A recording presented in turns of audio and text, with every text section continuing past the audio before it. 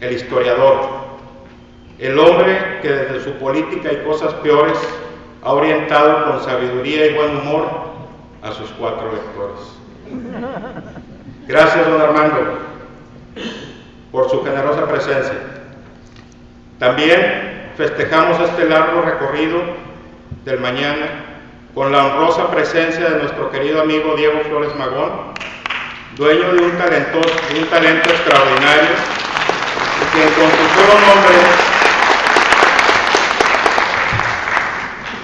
y quien con su solo nombre nos evoca el espíritu libertario, liberal y de amor a México, que inspiraron los Flores Magón a generaciones de mexicanos y que aún permanecen latentes. Gracias, Diego, donde te encuentres, gracias por acompañarnos.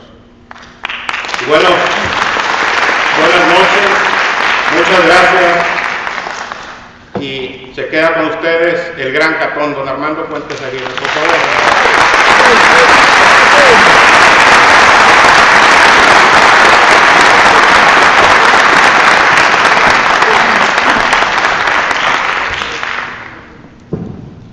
Muchas gracias. Hay 4 señales que indican que los hombres hemos llegado ya a la edad madura. La primera, se nos olvidan los nombres. La segunda, se nos olvidan las fechas. La tercera, se nos olvida subirnos el zipper. La cuarta y más alarmante de todas, se nos olvida bajarnos el zipper. Pero hay otra señal aún más inquietante y que da también indicio cierto de haber llegado ya a esa edad. Y es la tendencia a alargarse en el uso de la palabra. Como yo no quiero dar esa impresión, mi charla será breve. He aprendido que un conferencista, los primeros 20 minutos que habla, mueve la inteligencia de aquellos que lo oyen. Los segundos 20 minutos, si en verdad es un buen conferenciante, les mueve el corazón. Pero los terceros 20 minutos, por bueno que sea, les mueve las aceitaderas. Porque la gente se cansa y empieza a menearse en el asiento. Yo me voy a considerar afortunado si logro moverles la inteligencia. Más venturoso aún me sentiré si consigo mover su corazón. Pero aunque aquí en Nuevo Laredo y entre ustedes, amigas y amigos, se siente uno siempre muy en confianza, la confianza no es tanta como para atreverme a moverles otra parte de su anatomía, que respeto en todo su incalculable valor. A mí el mérito de la brevedad, inestimable, me lo enseñó el presidente del Club Rotario de Cadereyta, un poblado vecino de Monterrey. Me invitó a hablar en su comida semanal y yo le pregunté, dígame señor, ¿cuánto tiempo debo hablar? Él me respondió, no, licenciado, usted hable todo el tiempo que quiera. Nosotros a las 3 nos vamos.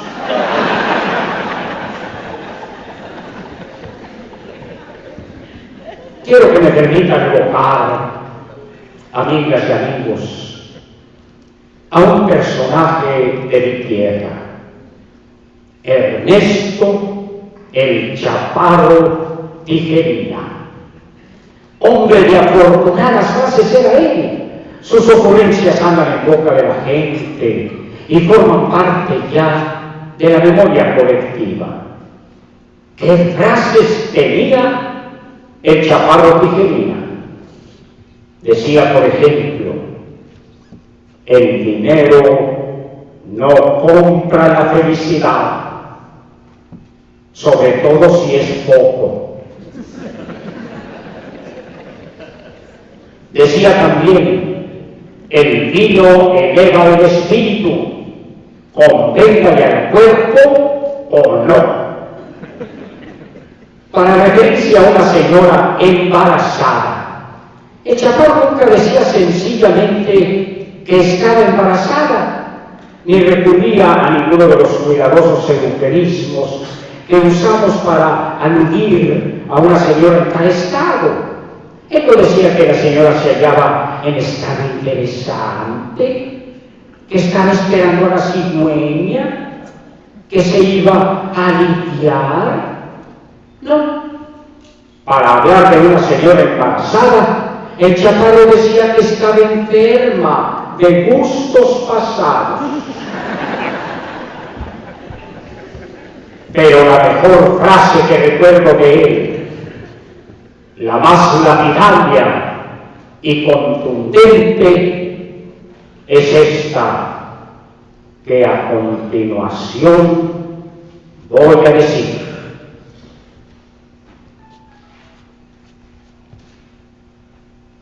El que se encuentra un pendejo, se encuentra un tesoro.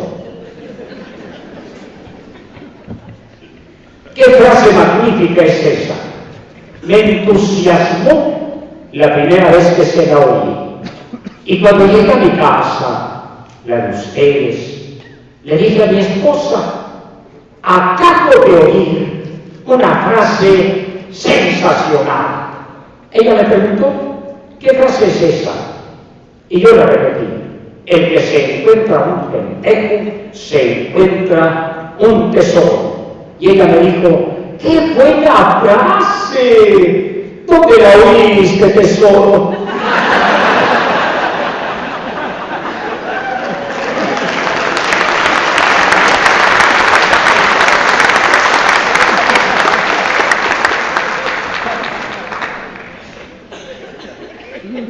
Quiero decirles que tengo por costumbre inalterable no dar nunca conferencias el día lunes.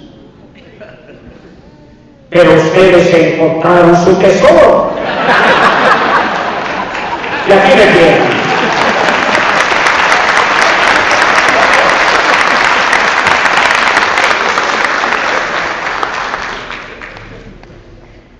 Don Jesús Rodríguez y Aguirre, tío abuelo mío, fue juez de letras en Río Verde, un pequeño poblado de San Luis Potosí. Se vivían los años asiagos de la rebelión cristera, en que la Iglesia y el Estado mexicanos se enfrentaron en una lucha radical. Y mi tío Jesús, pese a ser funcionario de gobierno, era católico devoto, de misa y comunión diarias, como antes se decía. El jefe político y comandante militar de la plaza era un hirsuto general apellidado Hernández, por mal nombre, el Visco. Porque lo era. El avispo, bisón, turnio, trashojado, trascorneado, biscorneta o estrabón, que de todos esos modos y maneras puede ser llamado el que tiene la mirada estrábica, y el general Hernández la tenía. Puesto de cara hacia el norte, con el ojo izquierdo veía hacia el Golfo de México y con el derecho hacia el Océano Pacífico. Y el general Hernández era furioso enemigo de la Iglesia, rabioso como Judas, encendido jacobino, acalorado liberal. Pero pese a la divergencia de sus ideas, él y mi tío Jesús tenían buena amistad y todas las tardes salían a pasear en torno de la plazuela del lugar. Y cada vez que pasaban frente al templo parroquial, mi tío Jesús, conforme a la piadosa costumbre aprendida de sus padres, se persinaba devotamente. Y eso el general Hernández no lo veía con buenos ojos.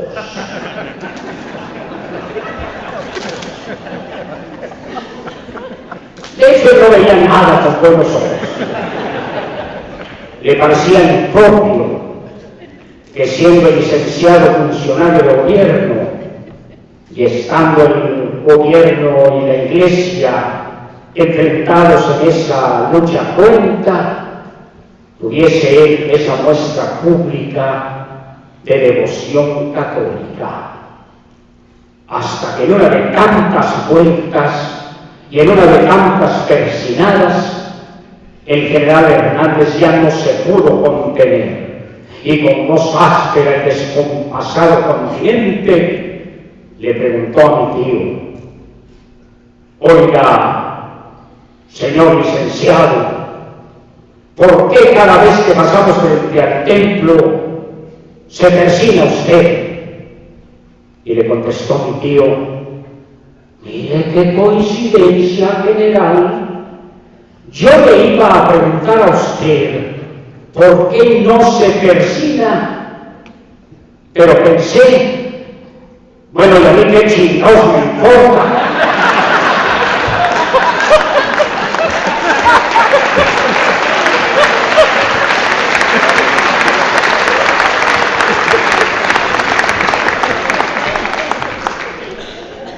Yo les iba a preguntar a ustedes por qué dejaron cosas más importantes para hacerme el gran favor de venir a oírme. Pero pensé lo mismo que mi tío Jesús y ya no les pregunté nada. Y en vez de hacerles cualquier pregunta, les doy gracias por el privilegio que me honra de su presencia aquí.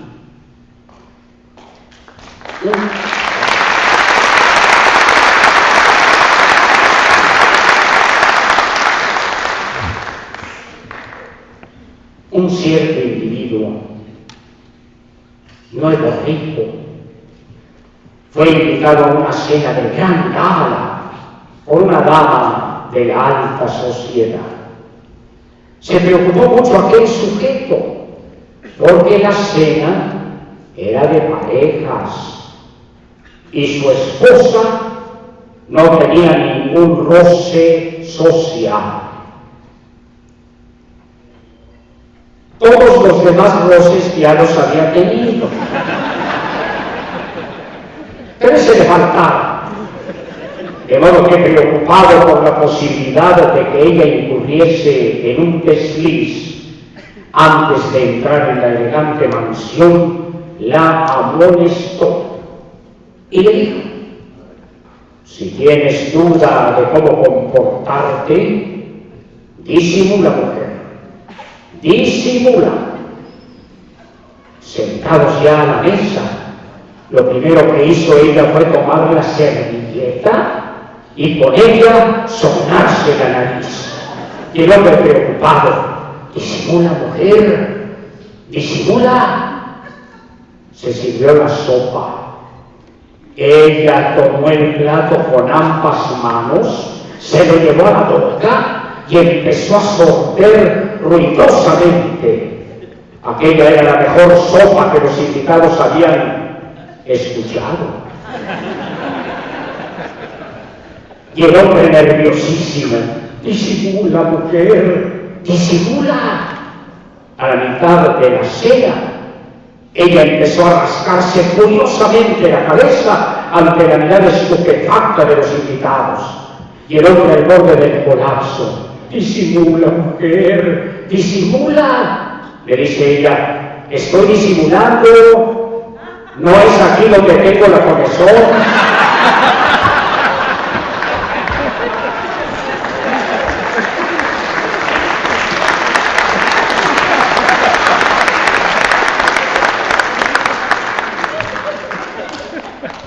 Hay algo, amigas y amigos, que los mexicanos, aunque quisiésemos, tampoco podríamos disimular.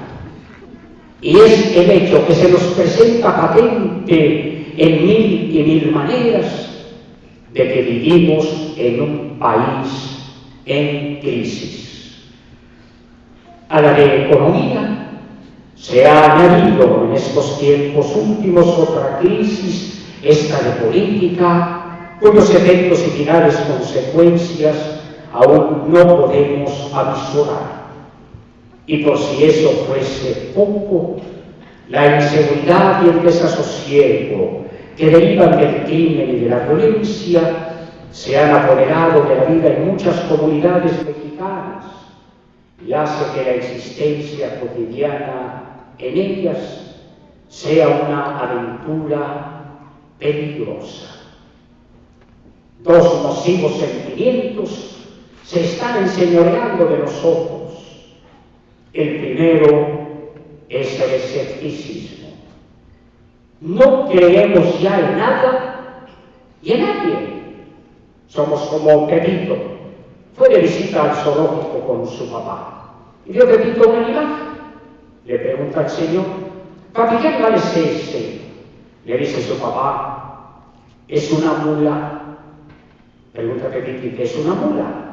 «Bueno, hijo», le explica el señor, «una mula es el resultado de la mezcla de un caballo con una burra o de un asno con una yegua». Siguen caminando, ve Pepito otro animal. «Papi, ¿ese qué es?». Le dice el señor: «Es un perro lobo». Pregunta Pepito: ¿qué es un perro lobo? «Hijo, el nombre te lo está diciendo. Perro lobo. El resultado de la mezcla de un perro con una loba o de un lobo con una perra». Unos pasos más adelante le repito otro animal.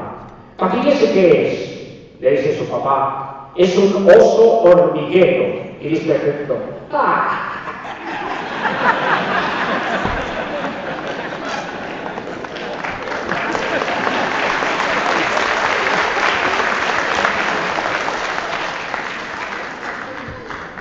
El segundo nocivo sentimiento es el pesimismo.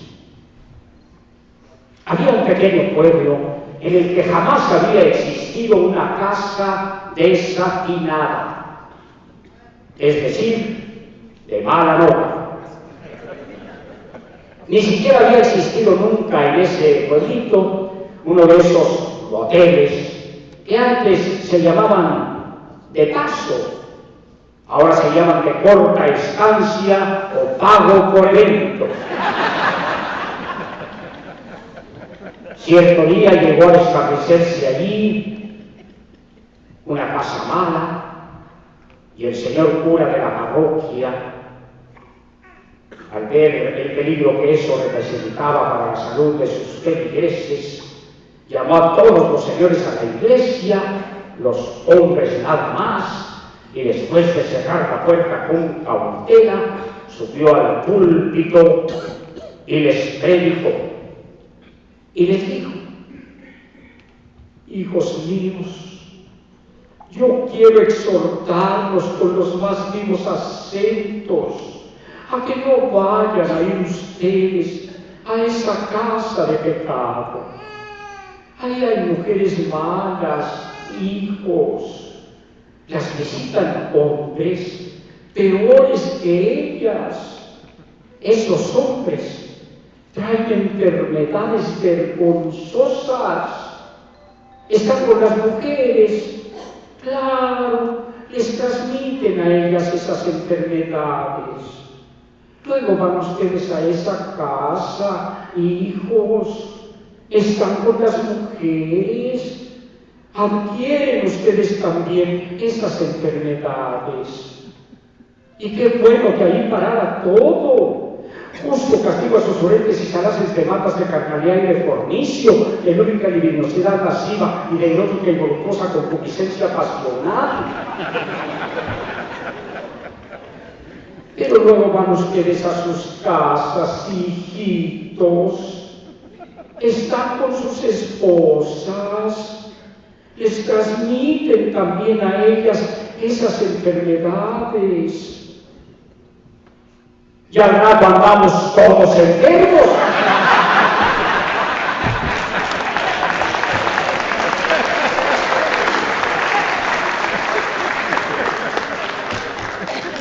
Pues esos dos perniciosos sentimientos, el que nos hace escépticos y el que nos vuelve pesimistas, son tanto más peligrosos, cuanto que también se pueden contagiar.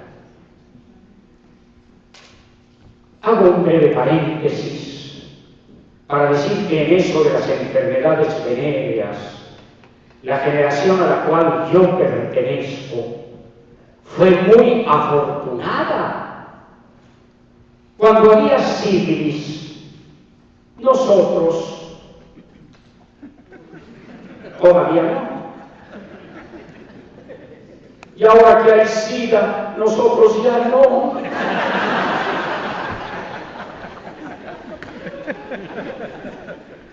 No se cree. Con todo esto que pasa, los mexicanos andamos inquietos y confusos. Tan confusos que a veces no sabemos ya ni lo que nos decimos.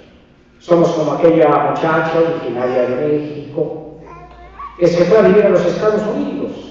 Después de estar algún tiempo por allá, regresó a pasar vacaciones en el pueblito mexicano donde vivía su abuelita.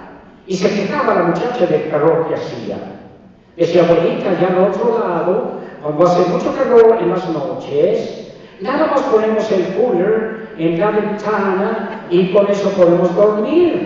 Le dice la viejita, hija, aquí si pones el cooler en la ventana, no te van a dejar dormir en toda la noche.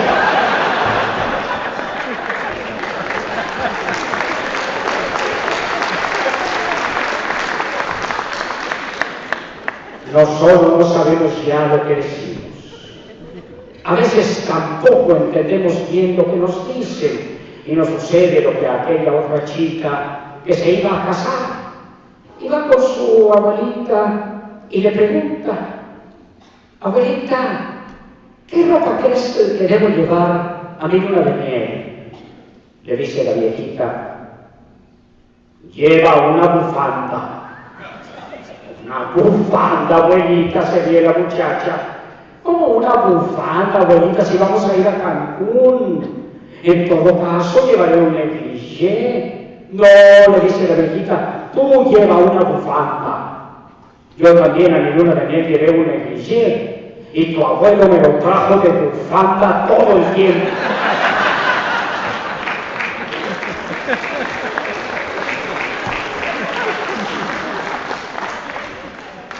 Cuando se habla de la crisis económica, yo suelo hacer siempre una sincera confesión, y la hago ahora.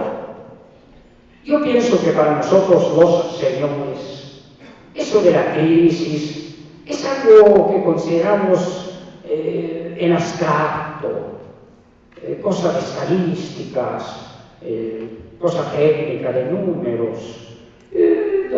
Leemos acerca de ella en los periódicos, la comentamos en el café con los amigos.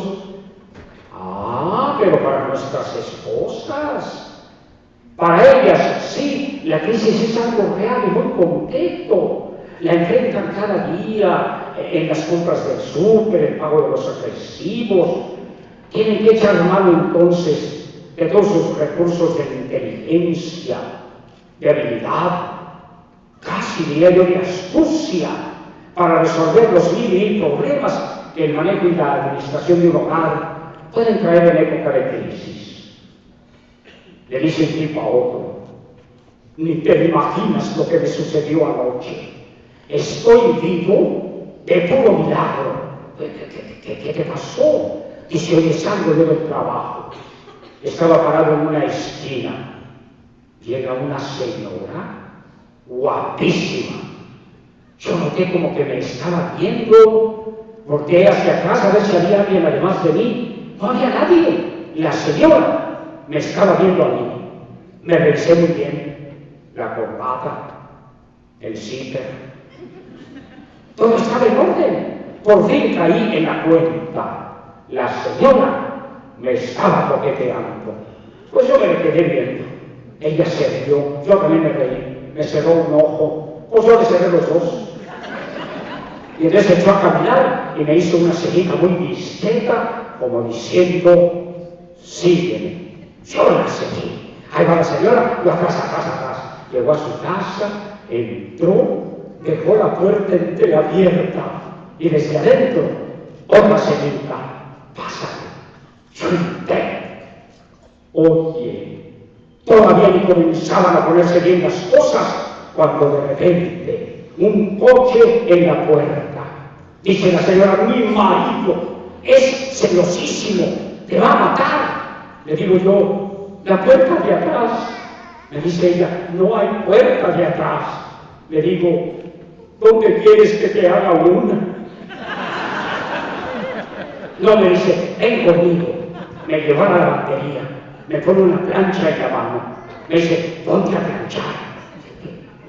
Ahí estoy planchando. Entra el marido, 2 metros de estatura, 200 kilos de peso. Me ve, se debe echar encima el animal ese. La señora lo detiene. Oye, viejo, por favor, este pobre señor que no tiene trabajo, vino aquí a la casa, me tocó la puerta, que si no tenía yo un trabajito que él pudiera hacer para ganarse unos centavitos. Y yo le pregunté: ¿y usted qué sabe hacer, buen hombre? Y me dijo: sé planchar. Y aquí lo tengo, planchándome esta ropa. 60 docenas de piezas de ropa tuve que planchar. Terminé a las 6 de la mañana. No me pagaron ni un centavo, pero me doy por satisfecho de haber salvado la existencia. Le dice el amigo: oye, ¿cómo dices que es la señora esa? Pues es una cosa así alta, media güera, tiene un lunar aquí. Dice el amigo: mira, la ropa que tú planchaste ayer, yo la lavé antier.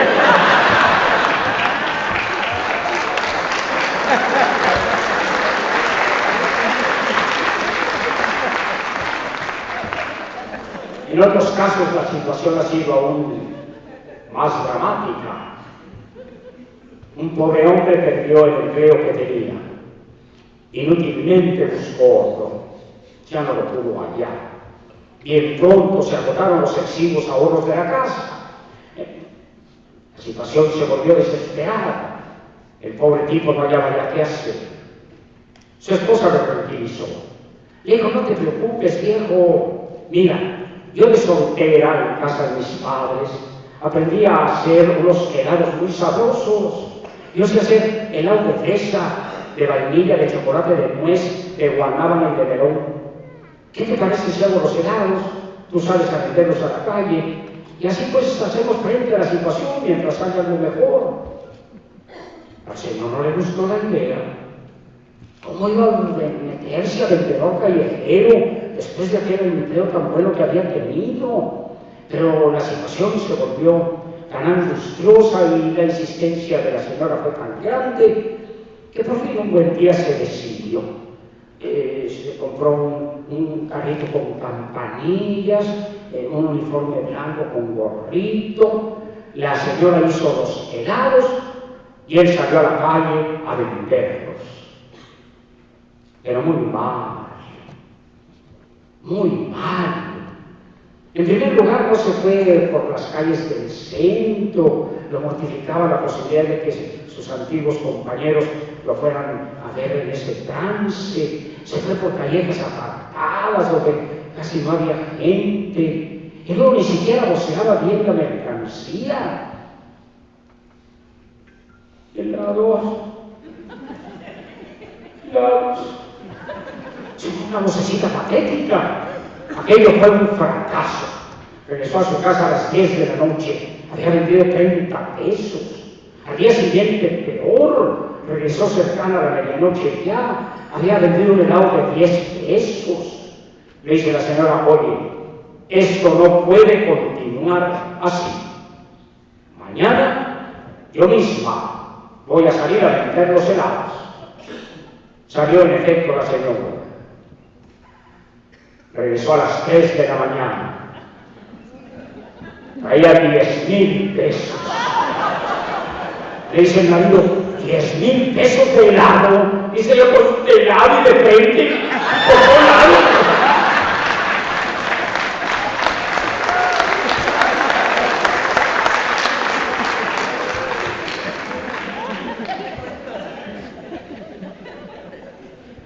Nos hacemos preguntas los mexicanos. Algunas de esas preguntas, hay que reconocerlo, son muy tontas. Como la del niñito aquel que le preguntaba a su mamá: oye mamá, ¿por qué cada vez que pasa el vendedor de periódicos mi papá se le queda viendo muy feo?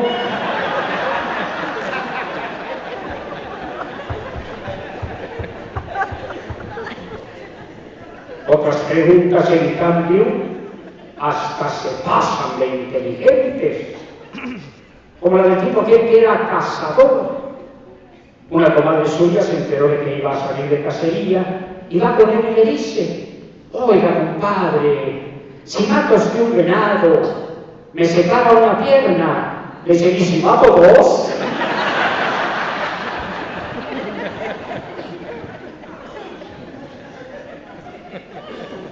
Con frecuencia la gente me pregunta: ¿a qué atribuyo esa crisis? ¿Por qué nuestro país tan rico en recursos de todo orden llegó a mirarse en el extremo de postración en que lo vemos hoy? En los antiguos libros de geografía mexicana se decía que el mapa de México tiene la forma de un cuerno de la abundancia. Se describían en aquellos entrañables textos las inmensas riquezas de la patria, las minas de oro y plata prodigiosas, los mantos de petróleo inagotables, las cudérrimas selvas, los feraces campos labrantíos, nuestros bosques, praderas y montañas, las costas y litorales mexicanos, hermosos y extensísimos. Tal parecía que Dios había dejado en México toda la riqueza de sus inmensos dones.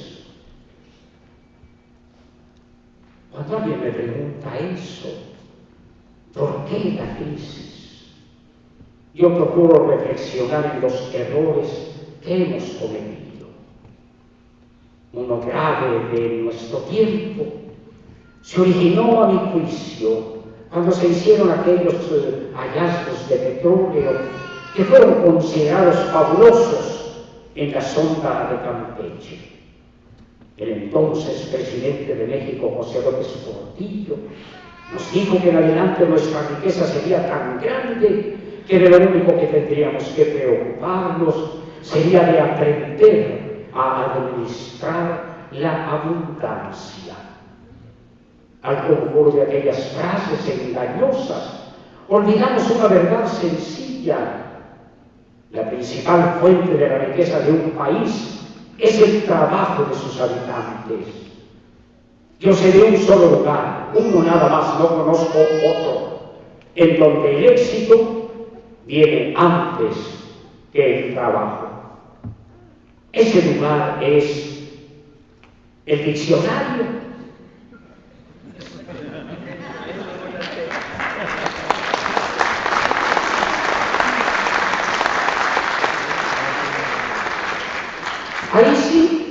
primero viene éxito y hasta después viene trabajo. Pero en la vida, primero es el trabajo y hasta después de trabajar con tesón y con inteligencia, tenemos derecho a esperar que nos llegue como fruto merecido el éxito. En otro orden, yo gusto de ilustrarlo con el caso de don Justo Pepi, otro señor de mi ciudad. Su esposa, de edad madura ya, dio a luz un hijo, el quinto, y por sus años no tuvo pecho ya para alimentar a la criatura. En aquella época, hablo de los 30 del pasado siglo, no se conocían aún los alimentos artificiales para los bebés, de modo que hubo necesidad de hacer lo que entonces se hacía, que fue contratar a una nodriza para que le diera el pecho al recién nacido. Como sabía que se le necesitaba mucho, la mujer se presentó con grandes exigencias en casa de don Justo. Pedía vivir ahí mismo en la casa, durante todo el tiempo que durara la lactancia, con cuarto especial para ella sola y radio, que entonces era novedosísima y muy cara en pensión. Exigía una alimentación extraordinaria. A las 7 de la mañana, el desayuno de chocolate con pan de azúcar, molletes, monjas, conchas, pompas revolcadas, orejas, alamares, chamucos, repostería, marquesote, empanadas de nuez y pan de pulque. A las 8 el almuerzo de barbacoa, pozole, menudo, machacado, huevos con tocino o jamón, que entonces eran un lujo reservado para los muy ricos. A las 10 de la mañana, un tentempié. A las 11, una copita, porque ya se sabe que una a las 11 y 11 a la 1. A las 12, una botanita para hacer hambre para la hora de comer. Y luego a la 1 la comida, que no era tal comida, era un banquete pantagruélico. Ella pedía ensalada, puchero, caldo de cocido, sopa aguada y sopa seca, principio de guisado, un salpiconcito, un corte de carne fina, un pescadito, y luego frijoles con queso y con totó, y postre de frutas, pero no frutas de nuestra tierra, perones o membrillos. Ella pedía frutas exóticas traídas allá del sur y de otras partes. A las 3 de la tarde, un té con galletitas. A las 5 la merienda, ahora de café con leche y tortillas de harina embaladas con nata o mermelada. A las 7, alguna cosita para entretener el hambre mientras llegaba la hora de cenar. Y luego la cena, el otro banquetazo. Y todavía a las 9 de la noche, un tazoncito de leche tibia con cajeta para no irse a acostar con el estómago vacío. Y decía la mujerona que todo eso no era para ella. Ah, no, qué barbaridad. Ella manifestaba tener estómago de pajarito, que con cualquier cositilla se llenaba. Era para tener la leche más abundante, más rica y sustanciosa, para alimentar mejor a hijitos, sus patrones, que pobre criaturita merecía lo mejor. A la esposa de don Justo, un color se le iba y otro se le venía. Ella no había contado con las tremendas exigencias de la mujer aquella, sin palabras, con la angustia y la mirada. Le transmitía a su esposo ahí presente su inquietud. ¿De dónde iban a sacar para darle a la mujer todo aquello que exigía y demandaba? Y don Justo nada decía. Asentía nomás con la cabeza. Dejaba pacientemente que la mujer acumulara una sobre otra sus onerosas exigencias. Cuando ella terminó por fin la interminable nómina de sus demandas, Entonces sí, don Justo Petti habló. Mire, señora, le dijo a la mujer, yo soy casado y padre de 5 hijos, modesto empleado de oficina, gano 70 pesos al mes.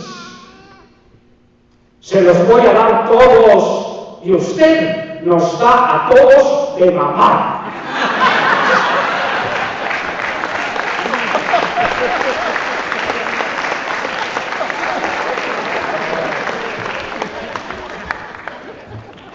Pues durante muchos años, 70 y más, para nosotros esa nodriza fue el gobierno. Y empieza a hacerlo otra vez. Del gobierno lo esperábamos todo. Y todo estuvimos dispuestos a entregarle. Abdicamos de nuestra calidad de ciudadanos y nos convertimos en una especie de súbditos. Vastos sectores de nuestra sociedad perdieron su libertad completamente, obreros, campesinos, y quedaron convertidos en una especie de menores de edad o incapacitados, sujetos a la tutela de ese leviatán que de todo se apoderaba y que estableció una especie de disciplina a la cual todos aquellos que militaban en política se sujetaban. Iba a ser presidente de México Miguel Alemán. En Parras de la Fuente, un hermoso poblado de Minacal, Coahuila, el delegado municipal del partido oficial era un señor llamado don Utilio. Se formó una comisión en Saltillo para ir a informarle la reciente novedad política. Tomó la palabra que le encabezaba la delegación y le dijo: don Utilio, venimos a hacer de su conocimiento que nuestro partido tiene ya candidato a la presidencia de la República. Dijo don Utilio: no necesito ni saber quién es para asegurarles desde ahorita que las fuerzas vivas de Parras, las muertas ya para qué, estarán con nuestro candidato. Le dicen, es alemán. Y dice don Utilio, y chino que fuera.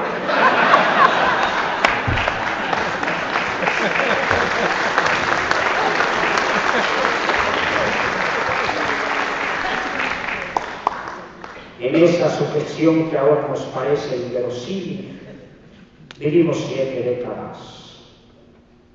No dejemos que se vuelva a repetir.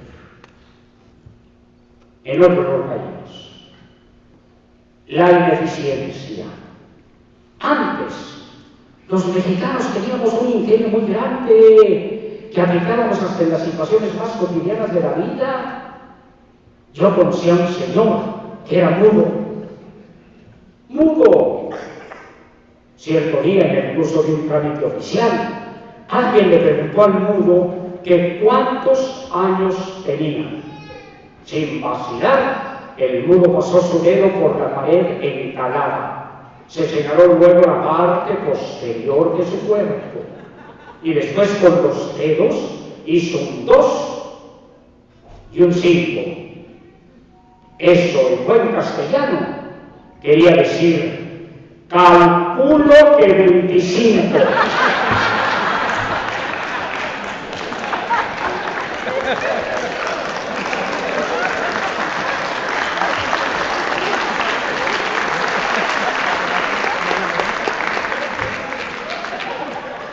Más claro no tanto un gallo. Por aquel ingenio, los mexicanos nos poníamos inmediatamente en situación de ventaja en cualquier oportunidad que se nos presentara. Viajaba un mexicano en jet. A su lado iba una muchacha muy guapa que entabló conversación con él. Le dice la muchacha: pues fíjese usted, señor, que yo me dedico al estudio de todas las cuestiones relacionadas con la sexualidad humana. Y en el curso de mis encuestas e investigaciones he llegado a una conclusión sumamente interesante. En tratándose de ejercicio sexual en el varón, los campeones en lo que se refiere a potencia son los árabes, y los que se llevan la palma en técnica son los mexicanos. Pero perdone, señor, no le pregunté su nombre. Dice el tipo: Mohamed Istrisocci, para servir a usted.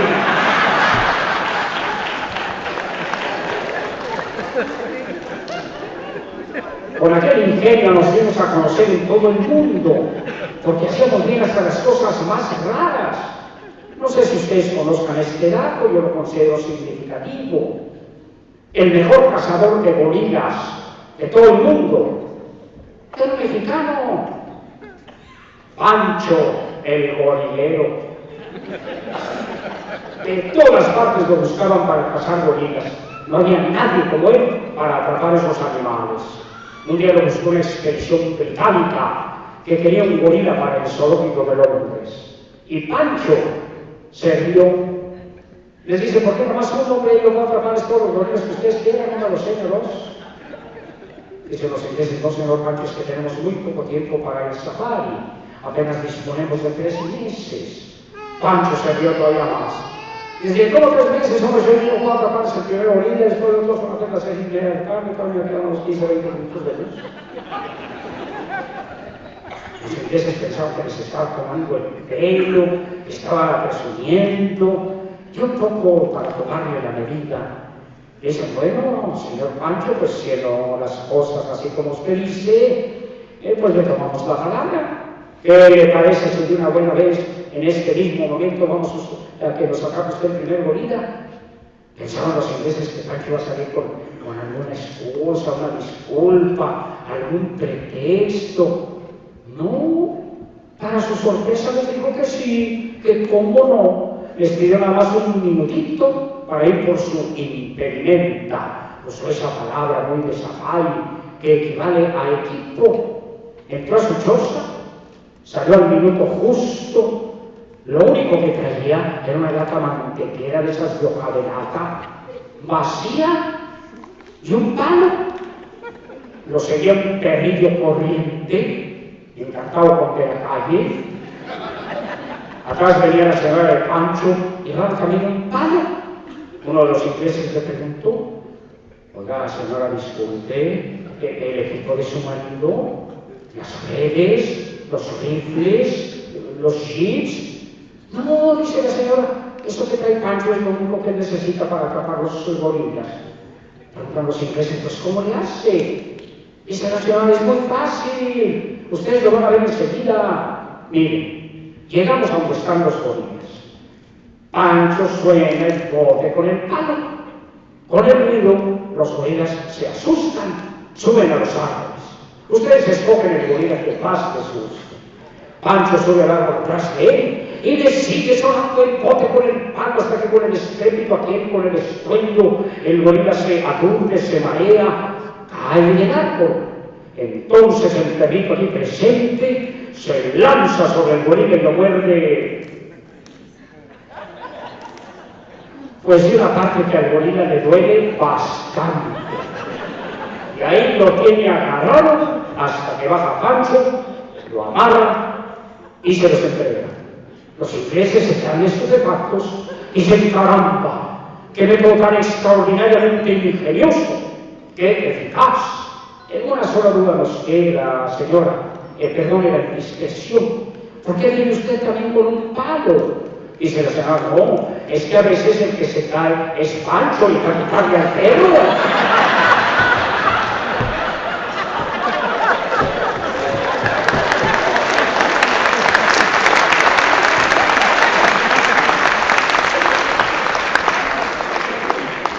Pues la señora tenía razón, ella defendía sus intereses.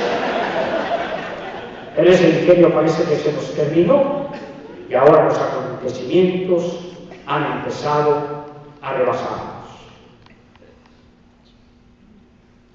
Llegó la época del año en que papá conejo debía, digamos, atender a las nuevas conejitas del corral. Ese año las conejitas eran bastantes. Papá conejo, pues ciertamente, ya era muy mayor, de modo que llamó a su hijo el conejito joven y le dijo: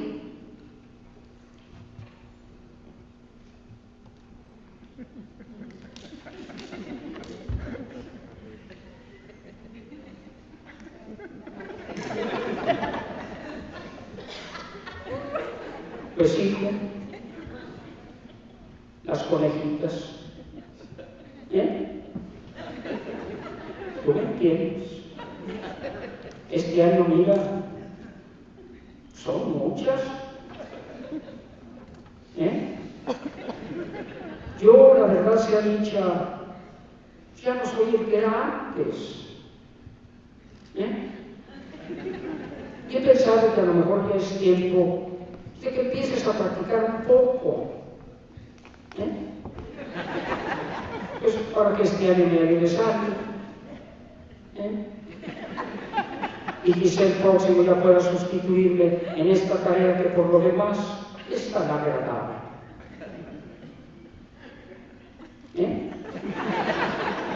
Al conejito joven le brillaron los ojos. Él ya tenía tiempo esperando esa oportunidad. De modo que dice: papá, usted me enseñaba a mí a ser muy corriente y respetuoso, no quiero sentir completa disposición, dígame cosa que los 7 años. Papá conejo se molestó. Le dice: oye, esta no es una cosa, ahí se va. Esto es algo muy serio, de mucha responsabilidad. Todo es tomar en cuenta, las conejitas son inexpertas. Ninguna de ellas ha pasado por este trance. A ti como caballero te corresponde, asiste, obliga y toca el deber de iniciarlas con delicadeza. Además, esta es toda una ceremonia, es un rito muy solemne, muy formal. Tú debes llegar con la conejita y con el mayor respeto, con la más grande educación, con una exquisita urbanidad. Le dices: con permiso, señorita. Haces lo que tienes que hacer y al despedirte de ella le dices: gracias, señora. Y pasas con la que sigue. El conejito ya no quería más explicaciones, ya lo que quería era empezar. Le dice papá conejo: mira, las vamos a poner a todas en hilera, una al lado de la otra. Yo empiezo de este lado, de aquí para allá. Tú empiezas de aquel lado, de allá para acá, y así hasta que terminemos. Comienza el efecto. Papá conejo, claro, por los años, iba muy despacito. Con permiso, señorita.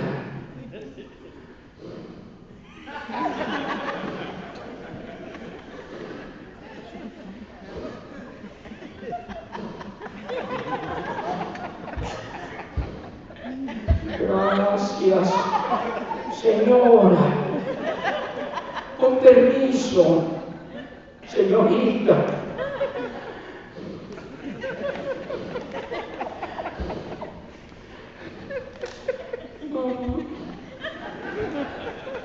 Gracias, señora. Con permiso, señorita.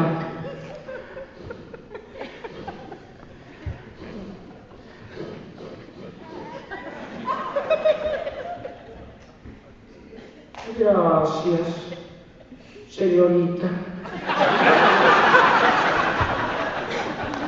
No, del otro lado. Del otro lado el conejito joven, ese venía a toda su velocidad.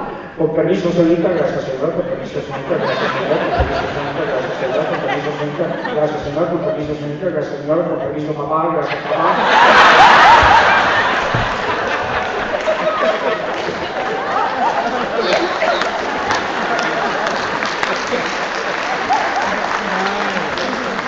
Pues así los acontecimientos nos están diciendo, con permiso, mexicanos, gracias, mexicanos.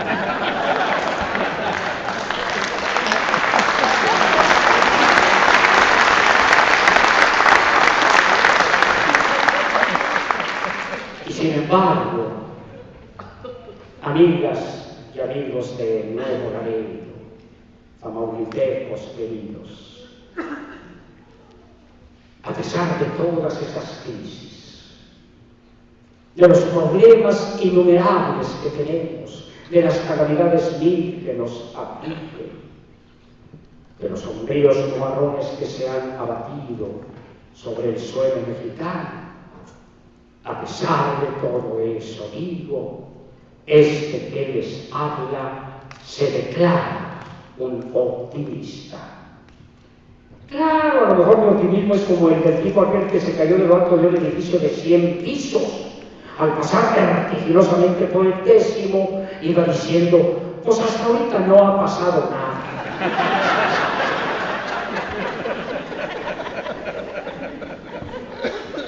Quizá mi optimismo, lo reconozco, sea tan infundado como el de la gallinita, que le dijo al bananito del corral: oye, bananito, a mí se me hace que a ti, hoy en la noche, te van a matar. El cochinito se espanta. ¿Por qué me dices eso? Le dice la gallinita, porque oí al granjero que le dijo a su mujer: a esa gallina, mañana me le das chicharrón.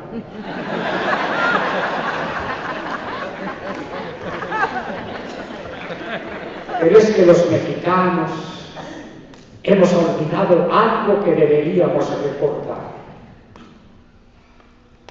Llegó una pareja de ancianitos a un restaurante. El viejecito llenaba a la ancianita de finas y delicadas atenciones y se dirigía a ella con expresiones de inmenso cariño. Ven, mi vida, siéntate, mi cielo, estás a gusto, reina. ¿Qué quieres pedir, ángel? El mesero observaba aquello y estaba impresionado.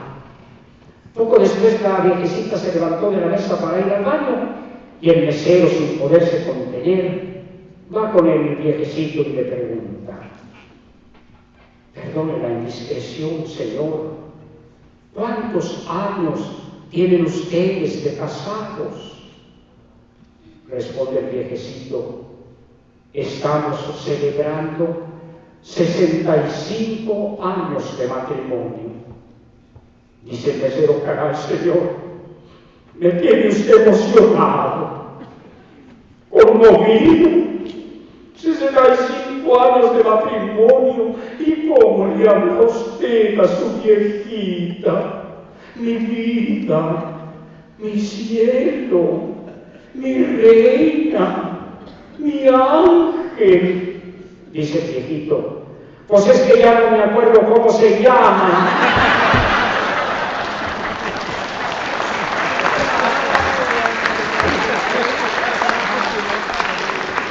Pues nosotros hemos olvidado que en su pasado México ha vivido épocas más difíciles aún que esta. De todas ellas ha salido con bien y para ser mejor. Tengo la enorme fortuna y privilegio de que en el público, entre ustedes, esté alguien que sí sabe de historia, mi maestro querido, el doctor Manuel Ceballos.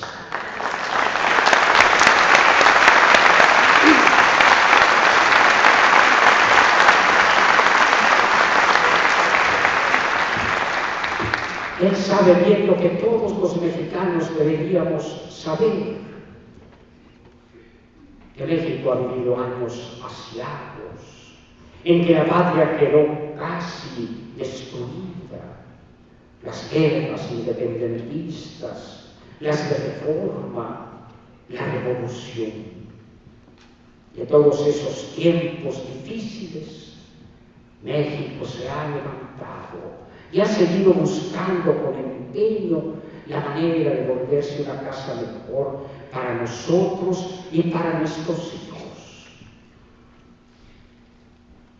El periódico que ahora nos congrega, amigas y amigos, El Mañana, ha vivido también tiempos difíciles, y yo lo equiparo a nuestra patria.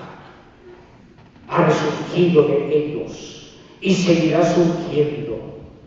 E igual que la patria puede decir el enorme y bellísimo lema latino, Agnus vidi ventos aliasque procedas. Puede decir este periódico lo mismo que México puede decir. He visto otros mayores vientos y otras más terribles tempestades, y aquí estoy.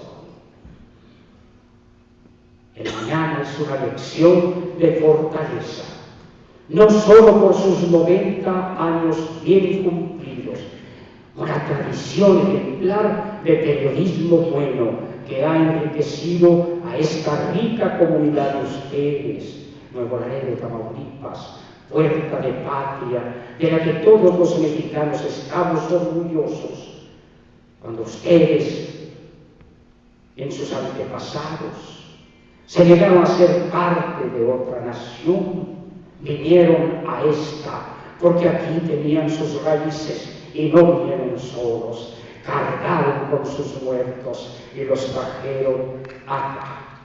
Eso es verdadero patriotismo.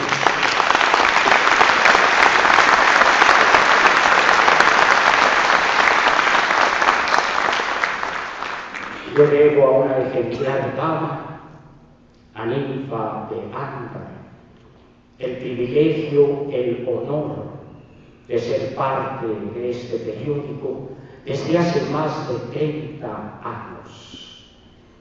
Ella, con generosidad me llamó, y yo aquí le agradezco a Ninfa ese bien que me hizo en mi carrera. Aquí en esta casa conviví con un amigo inolvidable, Mauricio González de la Garza, que invita, lo recuerda.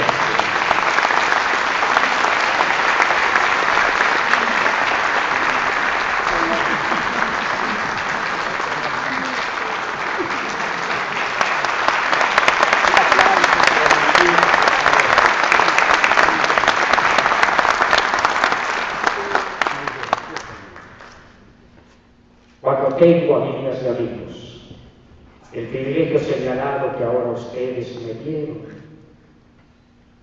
cuando tengo el honor de estar aquí en el foro, junto con esta dama ejemplar, que es maestra también de periodismo, compartir esta ocasión con sus hijos, con su familia toda, cuando tengo la fortuna de tener un público como el que ustedes integraron, me gusta terminar mi participación diciendo un poema pequeñito. Más que un poema, es una plegaria, una oración a Dios. La escribí hace ya muchos años. Y en ella le pedí al Señor que me diera esas cosas de la vida que a veces no sabemos apreciar. Somos soberbios, pensamos que tenemos derecho a todo, nada más por ser quienes somos, como si tanto fuésemos. Y cuando recibimos esas bendiciones de las manos de Dios, Ninfita, a veces somos tan ingratos que ni siquiera alzamos la mirada al cielo en una acción de gracias. Pero aparentemente pequeños esos dones son en verdad tan grandes que aquel que los ha recibido puede decir que es feliz. Dios me dio todo aquello que entonces le pedí. Mi vida ha sido como un manantial de bendiciones. Miren ahora esta bendición que está a mi lado. tantos jóvenes. Miren que ni siquiera tengo edad de trabajar. Después de 40 años como maestro en el aula, frente al grupo, no comisionado.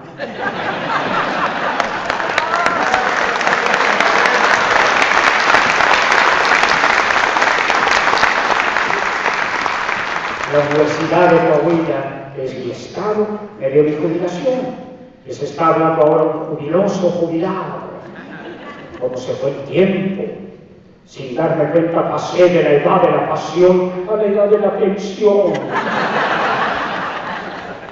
Tengo una linda esposa de 49 años. De 49 años de casada conmigo. Y 4 maravillosos hijos, 3 cafés y una cena. Digo siempre que tengo 3 cafés y una cena, porque tengo 3 hijos hombres y una mujer, los 4 casados ya. Cuando voy a la casa de mis hijos hombres, ellos me dicen, tómate un café.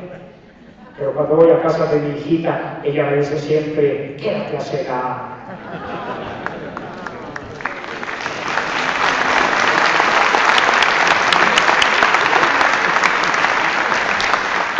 Bendito el que tiene una hija, ya tiene asegurada la sopita. Y la bendición más grande de todas, mi mujer me acaba de cambiar por otro hombre. Digo que me acaba de cambiar por otro hombre porque acabamos de ser abuelitos de un nieto y por andar con el nieto, mi mujer ya no se acuerda de que yo existo. Estoy ejercitando esa gozosa paternidad irresponsable que es el arte de ser abuelo. Y créanme si les digo, que si he sabido yo antes lo que es ser abuelo, primero tengo a mis nietos y luego a mis hijos.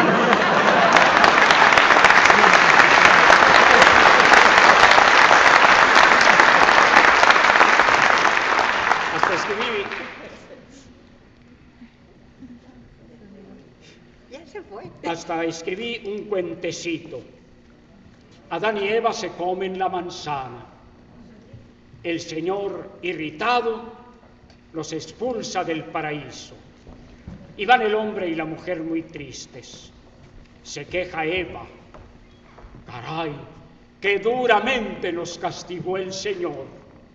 Le dice Adán, puede hacerlo. Recuerda que es nuestro Padre. Y dice Eva, sí, si hubiera sido nuestro abuelito, no nos habría hecho nada.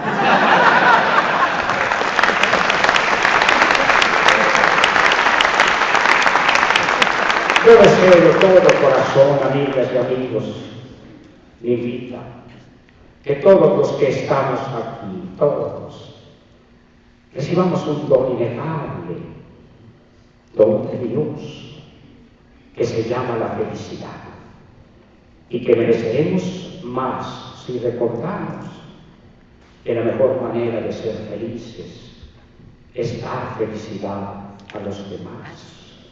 Y lo que yo le pedí a Dios en aquella plegaria, y lo que ahora con el corazón deseo a ustedes y a sus hijos y a los hijos de ellos, fue esto: un pedazo de tierra para posar mi planta, y allí una huella sabia que conduzca la mía.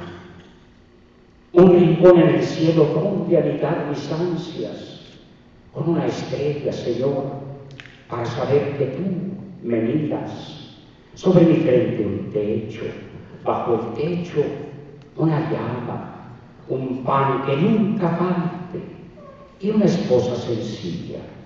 La esposa como el pan, alegre, buena, cálida.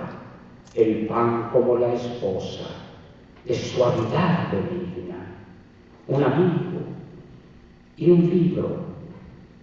Salud, pero no tanta como para olvidar que he de morir un día. Un hijo que me enseñe que soy tu semejanza. Sosiego en el espíritu. Gratitud en el alma. Eso pido, Señor, y al final de mi vida dártelo todo, a cambio de un poco de esperanza. Muchas gracias.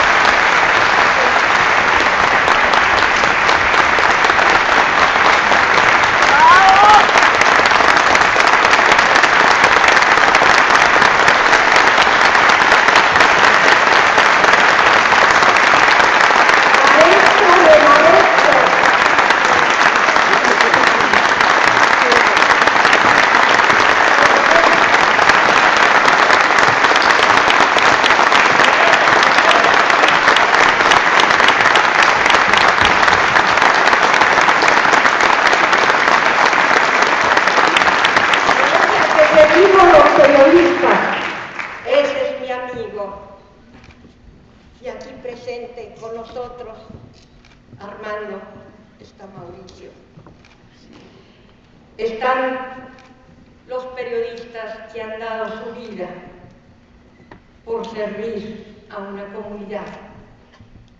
Está mi padre, que ha sido ejemplo y huella a seguir, y que espero no haberlo defraudado, pero creo que no, porque con estos amigos,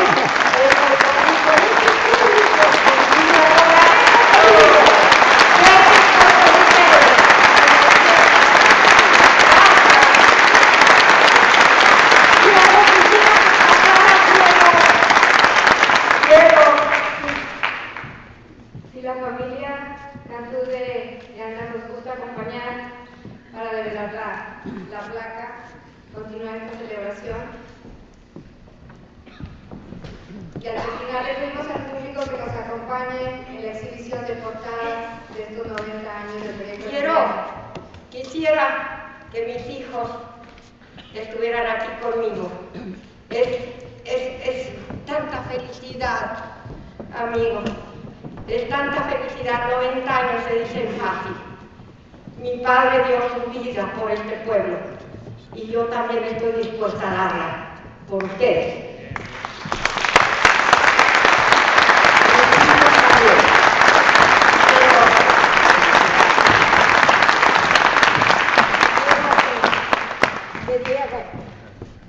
El bisnieto de un gran amigo de mi padre, Enrique Flores Magón, gran periodista. Familias que han despertado conciencias en este México. Familias que le han dado vida al corazón, como mi amigo Armando. Familias que nos han dado felicidad con la palabra y con la idea en el corazón. La idea de un mejor mañana en México para todos nosotros. Somos gente de valor, somos gente que estamos en la puerta de México como soldados para defender nuestra dignidad y nuestro honor, y no dejaremos que a México lo maten como mataron la Constitución que desde aquel entonces tus bisabuelos nos señalaban que así era, y mi padre también. Muchísimas gracias, los quiero mucho. Yo quisiera dejarlos con mi amigo Diego. ¿Cómo está el programa, Ninfa?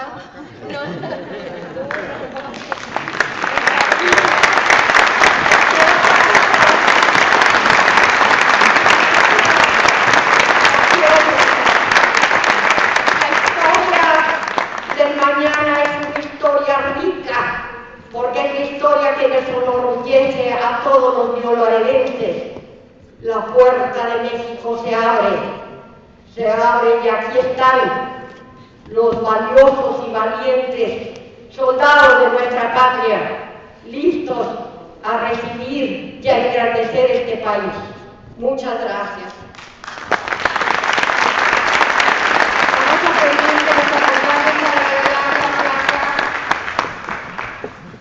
La portada del libro de los 90 años del aniversario de esta mañana. De verdad.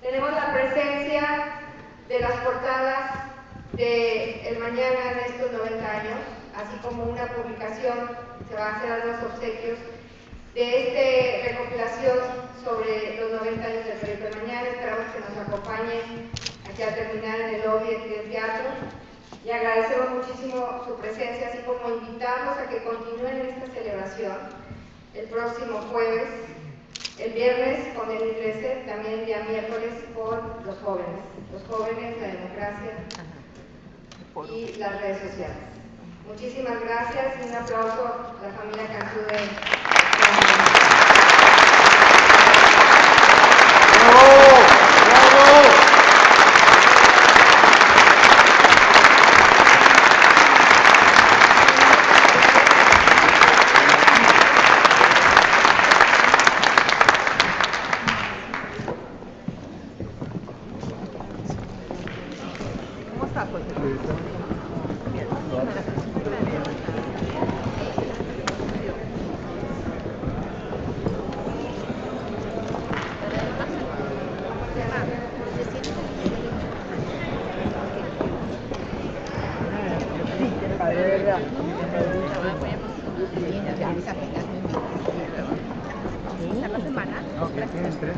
Sí, ya sabemos. Lo veo, pues no.